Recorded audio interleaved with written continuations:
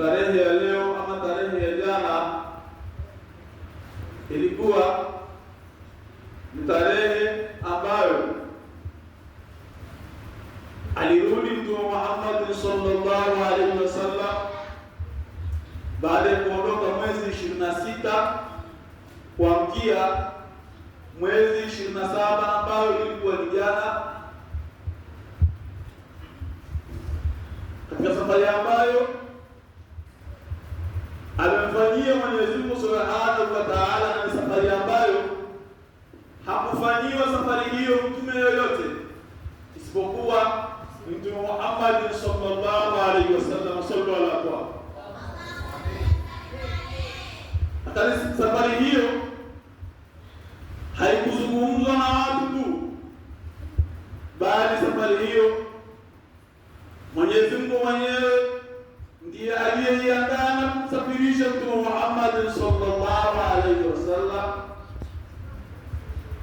kama alivyosema Mwenyezi Mungu katika 17 Isra: Subhanalladhi asra bi'abdihi laylan min al-masjidil haram ila al-masjidil aqsa alladhi barakna hawlahu linuriyahu min ayatina innahu huwas samiul basir.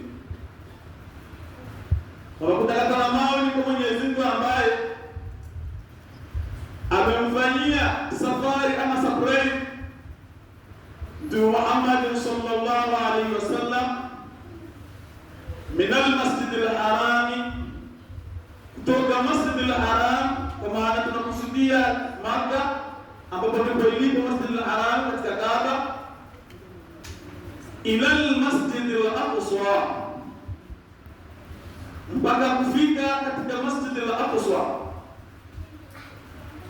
Masjidil aqsa ambayo Mwenyezi Mungu amezungumza, amesema kwamba ameibariki vile vilivyo kando kando ya Masjidil Aqsa alladhi barakna hawlahu, masjidi ambayo imebarikiwa kando kando yake. Lengo la Mwenyezi Mungu ni nini? Kumsafirisha mtume wake. Mwenyezi Mungu anasikitisha, anasema linuria, ili tumuonyeshe aya zetu ama dalili zetu ama miujiza yetu iliyokuwa mingi, ili tuweze kumuonyesha ajabu zilizomo katika ulimwengu, ili tuweze kumuonyesha yale ambayo